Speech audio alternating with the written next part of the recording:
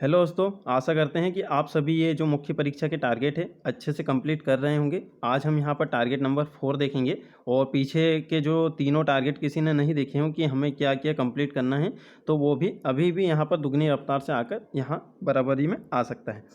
सबसे पहले हम यहाँ पर फिजिक्स के देख रहे हैं और जितना सिलेबस में लिखा है और जैसे क्वेश्चन पूछे गए हैं उसी के आधार पर हमें यहाँ पर तैयारी करना है। जब तक आप खुद से तैयारी करना नहीं सीखोगे तो आपको कोई भी यहाँ पर सफल नहीं कर सकता है। तो अभी आप खुद से तैयारी यहाँ पर करना सीख जाइए। हर चीज़ अपने ऊपर लीजिए। कोई चीज़ें नहीं आ रही है तो उसे समझने का प्रयास कीजिए और जब ज़्यादा ही समझ में ना आए तो फिर यूट्यूब का सहारा आप ले सकते हो, गूगल का सहारा ले सकते हो। तो इस प्रकार से तैयारी करना है। जो भी सेल्फ स्टडी कर रहे हैं तो इस प्रकार से यहाँ पर अच्छे से बिल्कुल तैयारी कर सकते हैं, कोई दिक्कत नहीं। ये ध्वनि है, तरंग है, ये सब चीज़ें हमने पहले पढ़ी वाली हैं। बस इनको क्या है अच्छे से यहाँ पर प्रेजेंट कैसे करना है, तो उसी के लिए हम यहाँ पर छोटे छोटे सिनॉप्सिस बना रहे हैं ना। तो सिनॉप्सिस है ये हमारे, तो जिसे हम शॉर्ट नोट्स भी कहते हैं। तो ये लास्ट टाइम रिवीजन के लिए है, क्योंकि ये लास्ट टाइम में हम क्या रिवाइज़ करेंगे इतना, मतलब जैसे एग्ज़ाम रहेगा, डेली का जो एग्ज़ाम रहेगा 6 दिन तक लगातार एग्ज़ाम चलेंगे, तो हम इन्हें कम से कम एक नज़र घुमा तो लें, देख तो लें, इसीलिए हम यहाँ पर बना रहे हैं। और अब हमें क्या करना है, हमें इतना जैसे शॉर्ट हो जाना है कि अगर जैसे हमारे सामने कोई भी जैसे एक शब्द लिखा आयाम, आयाम एक शब्द लिखा, बस इस शब्द से ही डेफिनेशन बनाने की आप क्षमता रखो। अगर इतना आप सीख गए ना तो आप आराम से सारे जितने भी शब्द आप देखोगे बस उस शब्द को पढ़ते से आप उसकी डेफिनेशन बना दोगे।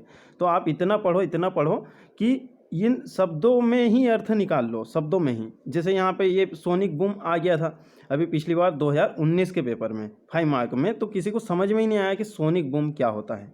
तो आपने जहाँ भी पढ़ा है ना, तो बस ये जो शब्द है ना, शब्द की ही इम्पोर्टेंस रहती है। ये शब्द ही आते हैं 3 मार्कर में, तो कभी कभी ऐसे शब्द आ जाते हैं जिनके बारे में सुना नहीं। जैसे कि आपने देखा होगा 2020 में जो एग्ज़ाम हुआ मुख्य परीक्षा, उसमें पूछा गया था बाला संस्कृति।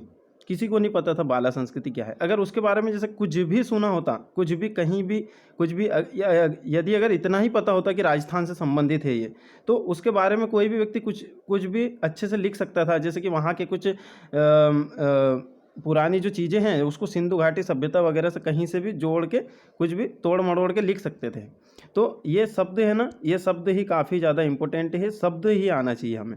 और आप एक काम ये भी कर सकते हो, देखिए एक काम आप क्या कर सकते हो कि इसमें जो साइंस है, साइंस में कुछ इंग्लिश के वर्ड आते हैं, इंग्लिश के वर्ड भी आप नोट कीजिए। क्योंकि क्या करते हैं एग्जामिनर, जैसे सोनिक बूम है ना, तो इसे प्रघाती तरंग कहते हैं हिंदी में। तो अब आप तो पढ़ के गए प्रघाती तरंग, ठीक है, प्रघाती तरंग, वहाँ पे इंग्लिश में उन्होंने क्या दे दिया, हिंदी लिख के दे दिया, मतलब इंग्लिश का हिंदी लिख के दे दिया सोनिक बूम। आप कंफ्यूज हो जाओगे। तो इसलिए क्या है ये, और ये जो शब्दावली है आपको पेपर जो आपका 5 है उसमें भी काम में आ जाएगी। तो ये साइंस के साथ साथ में इनकी शब्दावली भी पे भी एक नज़र आप मार लिया करें, या फिर ये यहीं लिख लिया करें कि तीव्रता को क्या कहते हैं, तारत्व को क्या कहते हैं इंग्लिश में, गुणता को क्या कहते हैं, प्रबलता को क्या कहते हैं। क्योंकि हिंदी मीडियम वालों को क्या है इन चीज़ों पे भी ध्यान देना पड़ेगा। तो अब हम आ जाते हैं हमारे टारगेट पर। देखिए ये है प्रश्न, ये प्रश्न अभी तक जो ये ध्वनि से जो प्रश्न पूछा गया, आज हमारा जो टॉपिक है ध्वनि का है, सोनिक बूम एवं इसके प्रभाव 5 मार्क में पूछा गया था 2019 में, जब 6 मार्क के क्वेश्चन आते थे। बाकी हम इसे अब 5 मार्क का मान के चलते हैं। अब देखिए जैसे और भी जैसे किसी को नोट्स बनाने में प्रॉब्लम आती है, तो हमने पूरा आप यहाँ पर पूरा बता ही दिया है आज कि जैसे इस प्रकार से आप बीच में क्या लिख सकते हो, ध्वनि लिख सकते हो। सिलेबस तो है, सिलेबस के अकॉर्डिंग ही ये सारी चीज़ें मैंने यहाँ पर लिखी। यहाँ पर सबसे ऊपर में इस प्रकार से क्या कर सकते हो, एक बॉक्स में बना के यहाँ पर इंट्रो या कुछ भी बेसिक पॉइंट जो ध्वनि के बारे में आपको पता है, जैसे कि कुछ ध्वनि मापक यंत्र है, और भी ध्वनि की कुछ जो संचरण चाल वगैरह या कुछ भी पता हो आपको, या सामान्य बातचीत में कितनी ध्वनि होना चाहिए, सबसे अधिक ध्वनि ठोस में, द्रव में, गैस में कहाँ होनी चाहिए, तो वो सारी जो चीज़ें हैं वो आप यहाँ लिख सकते हो। ये इंट्रो और बेसिक पॉइंट है, क्योंकि जब भी आप ध्वनि का क्वेश्चन लिखने जाओगे तो आपके दिमाग में ये 7-8 पॉइंट आपने जो बेसिक पॉइंट लिखे हैं इस प्रकार से, ये पहले आ जाना चाहिए। जैसे अगर उन्होंने पूछा कि ध्वनि का प्रसार क्या होता है, ध्वनि का प्रसार समझाइए, तो बस ये इंट्रो के इनमें से 3-4 बेसिक पॉइंट निकाल के वहाँ पर प्रसार में लिख दीजिए। उसके बाद में सिलेबस में दिया है कि ध्वनि की परिभाषा, तो परिभाषा दिया है, हमें उदाहरण भी कर लेना है। ध्वनि की परिभाषा और उदाहरण, एक ध्वनि की अच्छी शॉर्ट सी डेफिनेशन बनाइए और उसका एक एग्जाम्पल। फिर उसके बाद में दिया है प्रसार, प्रसार का माध्यम, तो ये वही होती है श्रव्य, अश्रव्य और पराश्रव्य तरंग। तो इनको आप लिख लीजिए और इनमें अच्छे से जो इनका जो फ्लो चार्ट या डायग्राम टाइप का कुछ रहता है वो भी आप बना लीजिए। और इसी प्रकार से इसकी 2-2 लाइन लिख के और यहाँ पे एक छोटा सा उसका डायग्राम, और फिर इसकी भी 2 लाइन लिख के और यहाँ छोटा सा डायग्राम, इसकी भी 2 लाइन लिख के और यहाँ एक छोटा सा एक डायग्राम। तो ये क्या आपको ध्यान रहेंगे, डायग्राम तो बहुत ध्यान रहते हैं, हमेशा ध्यान रहते हैं। और डायग्राम देखिए 2 चीज़ याद रखना, एक तो हो गया अपना शब्द, एक हो गया है डायग्राम। तो ये जो है ना, इन दोनों चीज़ों से पूरा आंसर याद रखने की कोशिश आप करो। ये बहुत ज़्यादा आपको प्रॉफिट यहाँ पर देगा, क्योंकि आप कितना ही पढ़ लेना, कितना ही आप इस प्रकार के पैराग्राफ, लाइन वाइन सब पढ़ लेना, कुछ भी याद नहीं रहेगा, है ना। याद तो रहता है, जिसका जैसे कि बेस मजबूत रहता है उसको याद रहता है। बाकी हर व्यक्ति से ये कल्पना नहीं की जा सकती कि वो सारे सब्जेक्ट में पारंगत हो, तो साइंस से किसी का कमज़ोर भी होगा। तो आप बस ये इतना ही कीजिए, डायग्राम से याद रखने की कोशिश करें। और उसके बाद में क्या कर सकते हैं आप, जैसे ये इस प्रकार से देखिए यहाँ तारत्व का कि उच्च आवृत्ति, निम्न आवृत्ति, इस प्रकार से। और क्या कर सकते हो, शब्द से तीव्रता जैसे ही सुना इसके बारे में लिख दो। अब देखिए ध्वनि के लक्षण तैयार कर लेना है, सिलेबस में नहीं दिया है, बाकी लक्षण तैयार करना है। तीव्रता क्या होती है, 2 लाइन, और तारत्व क्या होता है, 2 लाइन, इसका एक डायग्राम भी है। ये सब 3 मार्कर के लिए हैं, या फिर एक ओवरऑल इसका 11 मार्क में भी पूछा जा सकता है, 5 मार्क में पूछा जा सकता है। गुणता, प्रबलता और इतनी सब चीज़ें तो अभी आपको पढ़ते पढ़ते आपको भी समझ में आने ही लगी होगी, कौन सी चीज़ें 5 मार्क में पूछी जा सकती है, कौन सी 3 मार्क में, कौन सी 11 मार्क में। बस इसी से आपको जितना कंटेंट की आवश्यकता है उतना ही आप यहाँ पर बनाते चले।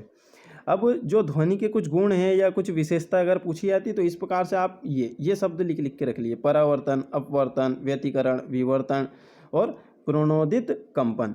अब ये जहाँ ये इतने शब्द जो यहाँ हमने लिखे हैं, तो ये पूरे शब्द अलग अलग भी पूछे जा सकते हैं कि ध्वनि का परावर्तन समझाइए, 5 मार्क में।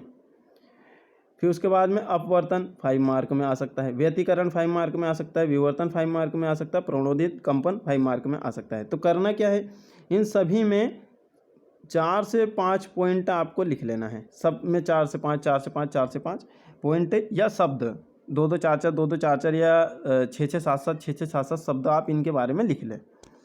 बस इतने से आपका काम यहाँ पर हो जाएगा। और जैसे साइंस से जिसका अच्छा है तो उसे प्रॉब्लम नहीं है, बाकी अगर जिनका साइंस बैकग्राउंड नहीं है तो थोड़ी सी यहाँ पर दिक्कत आ सकती है।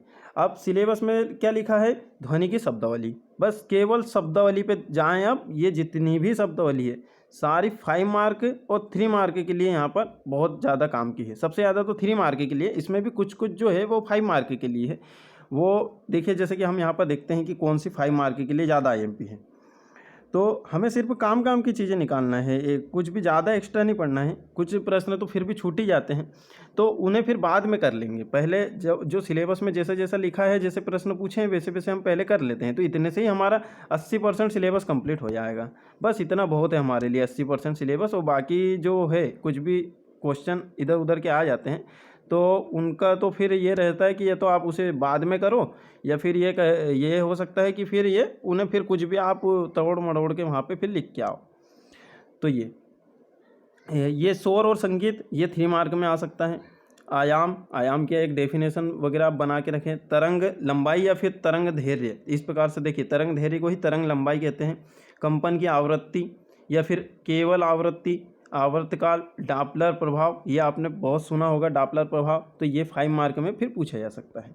जो आपने ज़्यादा सुना है वो 5 मार्क में पूछा जा सकता है। तरंग क्या होती है, इसके क्या प्रकार है, यांत्रिक तरंग, अयांत्रिक तरंग, ये आप तैयार करें, ये 5 मार्क में बिल्कुल पूछा जा सकता है। सोनार क्या होता है, सोनार का फुल फॉर्म, और उसके बाद में यही है प्रघाती तरंग, सोनिक बूम, यही पूछा था।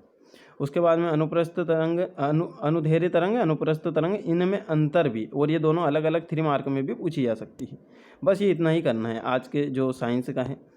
और आप यहाँ पर देखोगे ये हिंदी का आज क्या करना है, शब्दावली और मुहावरे। अभी इतना ही आप कम करते चलिए, क्योंकि आप मतलब एक ही बार में ज़्यादा चीज़ें लेके चलोगे तो थोड़ा सा क्या कन्फ्यूज हो जाओगे। तो अभी क्या है, जैसे आपको पढ़ने में क्या स्टार्टिंग किया होगा किसी ने, तो अभी टाइम लग रहा होगा। बाकी अभी आने वाले समय में आपको सारी चीज़ें धीरे धीरे सब आती जाएगी। और पता है इनको आप बनाने के साथ साथ क्या कीजिए, याद भी करते जाइए, साथ में याद भी करना है। बाद में फिर जब 2 बार 7-8 बार तो फिर बाद में करना ही है, पर अभी भी इनको समझते चलिए। टॉपिक को आप पढ़ो तो एक एक लाइन को अच्छे से पहले समझिए, उसमें से अपनी काम की चीज़ें निकालिए।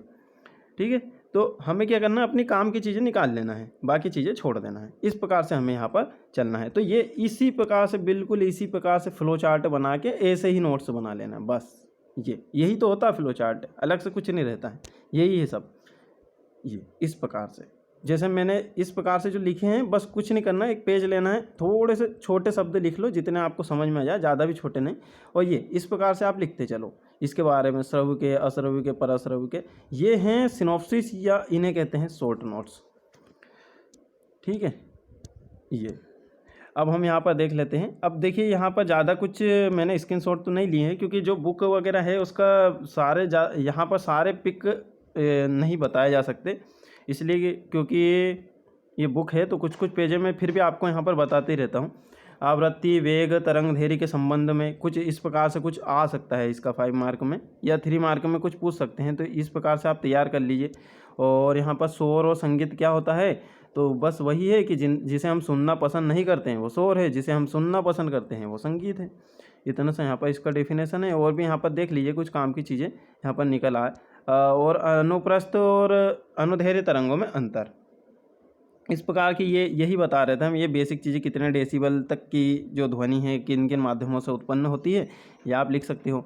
अब यहाँ पर ये जैसे ध्वनि के लक्षण हैं, तो ये 4 लक्षण हैं, तो बस इसी प्रकार से नोट्स बना लीजिए। देखिए अब ये यहाँ पर भी तो है, ध्वनि के लक्षण दिए हैं, बस इसी प्रकार से इसे तीव्रता लिखिए, तारत्व लिखिए, गुणता लिखिए, प्रबलता लिखिए, इसके बारे में 2 लाइन लिखिए, इसके बारे में 2 लाइन लिखिए, इसी के बारे में 2 लाइन, इसके बारे में 2 लाइन। इस प्रकार से जैसा आपको याद रहे ना, इस प्रकार से आप नोट्स बनाइए। ये इस प्रकार के जो भी फ्लो चार्ट, डायग्राम कुछ भी आते हैं, ये काफ़ी ज़्यादा हमारे लिए इंपॉर्टेंट है, इनसे याद रहती है चीज़ें इनसे। तो ये है दोस्तों, इसी प्रकार से आप बिल्कुल अच्छे से करते रहिए और आप खुद से मेहनत करना सीखिए, आपको आएगा, सब कुछ आएगा। अभी आप ये कर सकते हो कि आपको जो जो टॉपिक अच्छे से आते हैं, जिनमें आप माहिर हो, उनको पहले से ख़त्म कर लीजिए। फिर जैसे और कुछ टॉपिक रह जाते हैं, जैसे साइंस एंड टेक में किसी को प्रॉब्लम आती है, तो उसे अभी रहने दीजिए। पर्यावरण आप कर लीजिए, पर्यावरण कर लीजिए, ऊर्जा कर लीजिए, ऊर्जा वाला टॉपिक कर लीजिए। उनमें भी क्या करना है, जैसे कि ऊर्जा वाले टॉपिक में भी कुछ करंट की चीज़ें चलती है ना, उनको भी नोट करना है। और जैसे आप क्या करोगे, इसको पूरा एक देखिए, अब बताओ ये एक पेज में नहीं आ सकता क्या, ये इतनी सारी चीज़ें एक पेज में नहीं आ सकती क्या? चलो कोई अगर बड़ा शब्द भी लिखता है तो वो ज़्यादा से ज़्यादा कहाँ जाएगा, 2 पेज में जाएगा, 2 पेज तक भी जा सकते हो। उसके बाद में फिर क्या करना है, पीछे 1 पेज छोड़ देना है। 1 पेज इसलिए छोड़ देना है, कुछ बाद में कुछ अच्छा फ्लो चार्ट, डायग्राम कुछ और दिखा अपन को काम की चीज़ें, तो वहाँ पर नोट कर लेना है। और आप ये भी लिखते चलिए सिलेबस के साथ में। या तो आप टॉपिक जब स्टार्ट करो उसी के ऊपर में लिख लीजिए कि इस टॉपिक से कौन कौन से प्रश्न आए हैं, तो बस अभी तक यही प्रश्न आया, एक ही प्रश्न। फिर ये आप लिखिए, फिर आप सिलेबस लिख सकते हो वहाँ पे छोटा सा एक लाइन में, और फिर आप ये कर सकते हो, ये इस प्रकार का फ्लो चार्ट। या फिर आप ऐसे कर सकते हो कि पहले पेज पे आप इस प्रकार के सब बना लीजिए, बनाने के बाद सबसे लास्ट का जो पेज रहता है वहाँ आप लिख सकते हो कि इस टॉपिक से इतने प्रश्न आए हैं और इसका जो है वो सिलेबस इस प्रकार से है। बस ये सब चीज़ें बात की है ये, क्योंकि कुछ ना कुछ चीज़ें तो फिर भी रह ही जाती है। हमें क्या करना है, सबसे पहले आप 2 चीज़ पर टारगेट रखिए, सिलेबस और इसी टॉपिक से आए हुए पुराने प्रश्न, बस इन दोनों पे आपने रख लिया। फिर थोड़ा सा अपने मन से ही ऐसा मतलब इमेजिन कीजिए कि अब किस प्रकार का क्वेश्चन इससे आ सकता है, मतलब और क्या पूछ सकता है इससे। तो पुराने प्रश्न पत्र देखना बहुत ज़्यादा ज़रूरी, बहुत ज़्यादा। ठीक है दोस्तों, तो हमने काफ़ी चीज़ें आपको यहाँ पर बता दी है, और यही है चीज़ें, देखो यही है टेक्निक। आप बस इसी में अच्छे से मेहनत कर लीजिए, आपका आराम से वहाँ पर प्रश्नों के उत्तर भी बनेंगे, सब कुछ बनेगा। आपके दिमाग में इतनी फास्ट ये चीज़ें आएगी कि आप खुद नहीं सोच सकते। आप ये ऐसा का ऐसा फ्लो चार्ट बना के आ जाओगे। अगर ये पूरा ध्वनि का अगर पूछ लिया ना कि ध्वनि के गुण एवं लक्षण को विस्तार से बताइए, तो आप पूरा विस्तार से यहाँ पर बता दोगे बिल्कुल ये। ठीक है दोस्तों, फिर अब हम नेक्स्ट टारगेट के साथ फिर मिलते हैं, टारगेट नंबर 5। और ये आपको कैसा लग रहा है ये लेक्चर, इस प्रकार से लेक्चर तो नहीं कह सकते, बाकी हाँ ये इससे आपकी काफ़ी ज़्यादा हेल्प हो जाएगी, ये तो मेरा मानना है। और आप क्या कर सकते हो, कमेंट में भी बता सकते हो, और भी आपको कुछ भी प्रॉब्लम आए तो वो भी आप यहाँ पर बता सकते हो, और इस टॉपिक के अंतर्गत और क्या सुधार करें। देखिए यहाँ पर क्या है, जैसे पढ़ाने का ज़्यादा टाइम है नहीं, और जैसे ये इतनी सारी चीज़ें तो मुझे भी नहीं पता है। मैं भी बस सिलेबस के अकॉर्डिंग और जो पुराने क्वेश्चन पेपर रहते हैं बस उसी के आधार पे मैं आकलन करता हूँ और मैं सोचता हूँ कि इस प्रकार का क्वेश्चन कुछ आ सकता है, ऐसा आ सकता है, वैसा आ सकता है। और इतना तो मुझे लगता है कि सभी लॉजिक लगा ही लेते हैं। बस थोड़ा-सा एक प्रॉब्लम कहाँ आती है, एक थोड़ा-सा नोट्स बनाने में थोड़ी-सी क्या है प्रॉब्लम आ जाती है। तो नोट्स को भी इतना ज़्यादा नहीं, मतलब कोई सुंदर राइटिंग में नहीं बनाना है, आपको समझ में आ जाए ना, आप कैसे ही शब्द लिखते हो, बस काफ़ी है, इतना काफ़ी है। आपको समझ में आ जाना चाहिए और मेन हमारा मुद्दा क्या है? मेन ये है कि सिलेबस के अकॉर्डिंग क्या है, हमें ध्यान रहनी चाहिए चीज़ें बस। इस प्रकार से बना सकते हो और भी किसी भी प्रकार से बना सकते हो, बस ये है कि आप कम पेजों में बनाएँ। ठीक है, हम नेक्स्ट टारगेट के साथ मिलते हैं और आप इन टारगेट को अच्छे से यहाँ पर कंप्लीट करते रहिए और चैनल के साथ बने रहिए। और जैसे और भी कोई हमारे फ्रेंड हो तो आप उन्हें क्या कर सकते हो, ये लिंक शेयर कर सकते हो वीडियो की, उन्हें बता सकते हो। ठीक है दोस्तों।